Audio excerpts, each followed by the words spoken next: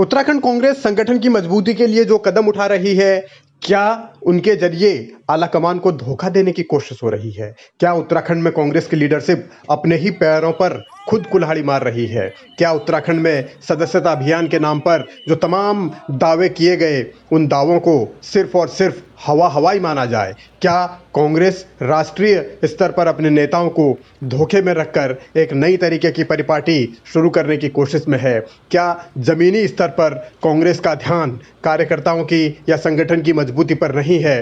क्या कांग्रेस अपने तरीके से अपने ही आगे के भविष्य के लिए एक संकट खड़ा कर रही है? क्या कांग्रेस की लीडरशिप उस राह पर नहीं चल रही जिस पर राष्ट्रीय नेतृत्व उम्मीद कर रहा है? क्या कांग्रेस का नेतृत्व उत्तराखंड में इस बात को लेकर समझ चुका है कि लोग उनके साथ नहीं जुड़ रहे, तो आलाकमान की नज़रों में अपना कद ऊंचा बनाए रखने के लिए अब फर्जीवाड़ा ही सहारा है? क्या उत्तराखंड में कांग्रेस की स्थिति इतनी कमज़ोर हो गई है कि अब वो खुद को ही धोखा दे रही है और राष्ट्रीय नेताओं की आंखों पर भी वो पट्टी बांधने का काम कर रही है? ये तमाम सवाल इसलिए उठ रहे हैं क्योंकि कांग्रेस के सदस्यता अभियान को लेकर सनसनीखेज खुलासा हुआ है।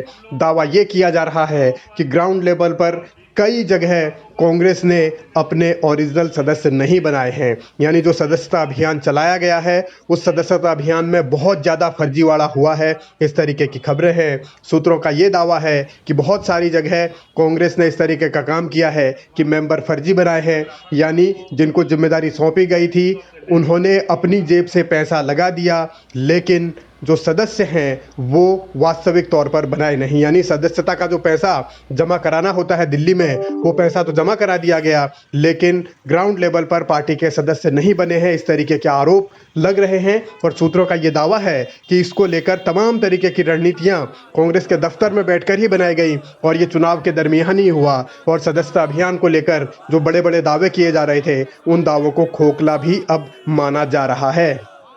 असल में ये कहा जा रहा है कि सदस्यता अभियान के बहुत सारे काम सिर्फ कंप्यूटर में बैठकर किए गए हैं, ज़मीन पर नेताओं ने सदस्य बनाए नहीं या जिनको जिम्मेदारी दी गई थी उन्होंने काम किया नहीं। और ये सब कुछ फर्जीवाड़ा होने के बाद दिल्ली दरबार में चुनाव के दरमियान ही 10 लाख रुपए जमा करा दिए गए, जिस रकम को ये कहा गया कि ये सदस्यता अभियान के रुपये हैं। तो इन परिस्थितियों में ये साफ साफ समझा जा सकता है कि आखिर कांग्रेस के भीतर क्या चल रहा है, और अगर आप सदस्य बनाएंगे ही नहीं तो फिर संगठन या पार्टी कैसे मजबूत होगी? इससे साफ साफ ये माना जाता है कि कांग्रेस के भीतर हालात बहुत ज़्यादा गंभीर है। आरोप तो ये भी हैं कि विधानसभा चुनाव के दरमियान जो जो लोग टिकट के दावेदार थे उन्हें 100 किताबें दी गई और कहा गया कि इनके सदस्यता का पैसा लाइए, यानी 100 किताबें देकर उनसे 12,500 हजार रुपये सदस्यता अभियान के लिए गए और उसी रकम को 10 लाख बनाकर दिल्ली भेजा गया, यानी सदस्यता अभियान के नाम पर बहुत बड़ा फर्जीवाड़ा।